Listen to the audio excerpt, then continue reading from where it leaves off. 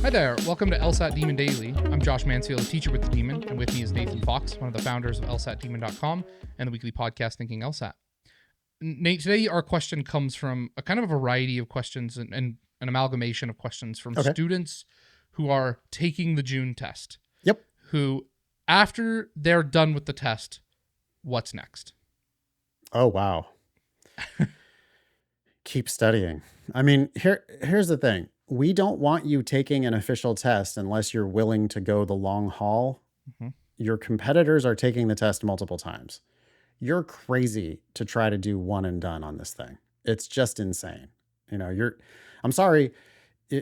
People reach out to us because they want our advice, right? Mm-hmm. If you want my advice is you have no business taking the June test unless you're also planning on taking the August test. The reason why I say that is that I want you to treat every official attempt, as if it's just another practice test. You literally can't do that if you take the test with the intention of waiting 3 weeks or getting started working on your application materials. The only way that you can treat that test as if it's just another practice test is to treat it like it's just another practice test. What do you normally do after you take a full practice test on a Saturday? My guess is that you probably take Sunday off, or maybe you review all your mistakes. That's the one thing that you can't do the same here because they're not going to give you your test. So you can't actually review your mistakes. But so you get to skip that part this time only. So you get one day. Yeah. So do the next thing, which is probably do some drilling, right? We always advise people to build their study around a mix of some drilling, some time sections, maybe some of our live classes if you're a Demon Live subscriber. You could watch the recorded classes if you're a Demon Premium subscriber.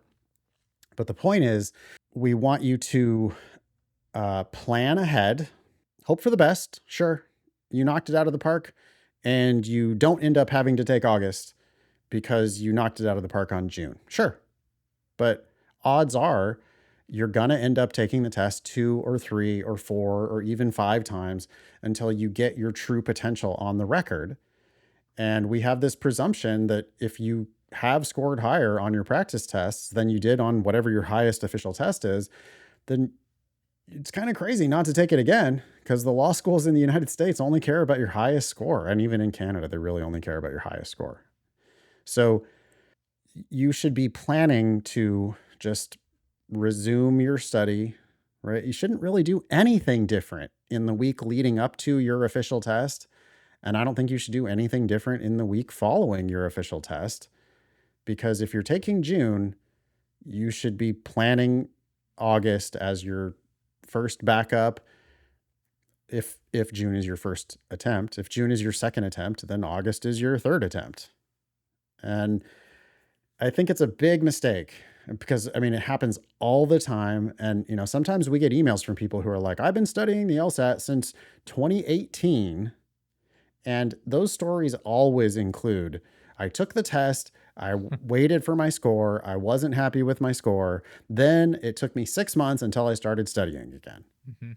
Or, well, I took the test in June and then I waited for my score and then it didn't come back where I wanted it, but then I only had a few weeks to prep for the August test and I felt like I had gone backward. And so I had missed the deadline, the registration deadline for August. So I decided to sign up for October or November or whatever down the road. And it's like, geez, you're just really not listening to one of the key pieces of our advice.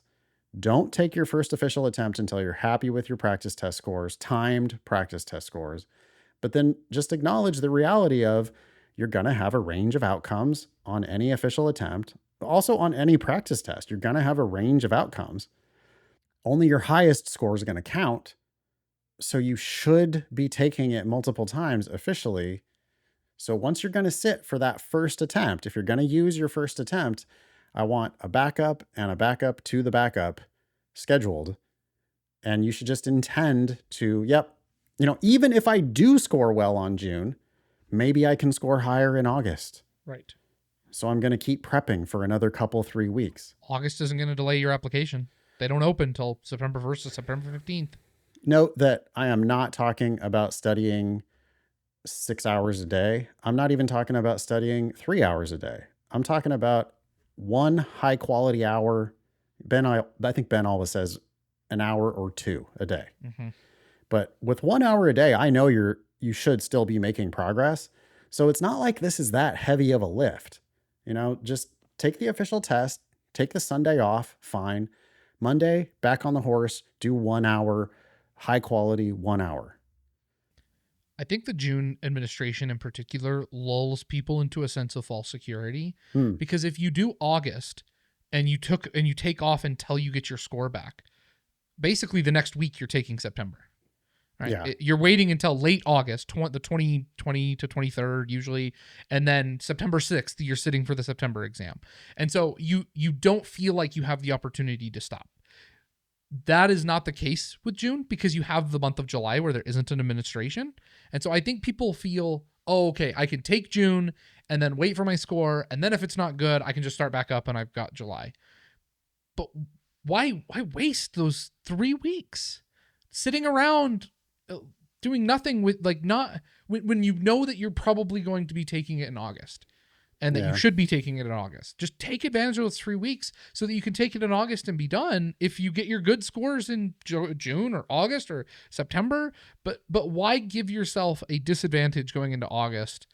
Like, do not let that July gap lull you into thinking you don't need to be studying. People get bad advice from law schools. You got to remember that the law school's interests are just not aligned with your own. Mm-hmm. The law schools are going to love bullshit like, oh yeah, no, just take it once. We raise an eyebrow when people take it a second time.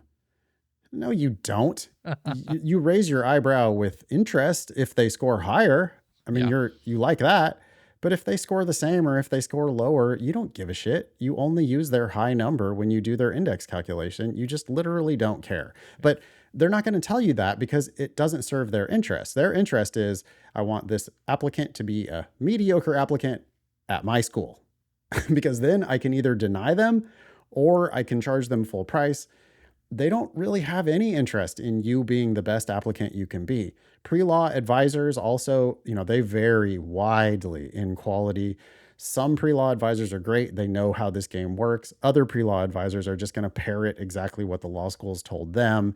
Only take it once. They'll look askance if you take it multiple times. And it's just like, no, they don't. I just know so many people, including Demon staffers, who took the test 5 times and then got a full ride, or took the test 5 times and went to Harvard and Stanford and Yale. And it's just goofy, bad advice from people who, it's hard not to put like nefarious intention on them, because, they're giving you advice that serves them, but not you. Mm-hmm. When you're getting that advice from the schools, they just want your application right now. So they give you all kinds of bad advice, which I think is why people do it this way. It's also human nature to be like, hey, I don't like paying $250 every time, which I feel you. Yeah. But law school is $250,000, and you can avoid $250,000 in tuition by taking another $250 attempt at the LSAT. It's really short-sighted, right, to not plan to take the test multiple times. We get it. You want to be done, and I want you to be done. But I only want you to be done if you have your best score on record, so that you can save yourself tens or hundreds of thousands of dollars on law school. Yeah. I think that's all I have to say. I think so too. Email daily at lsatdemon.com if you'd like to ask us a question or share some LSAT or law school admissions news. Thanks for listening.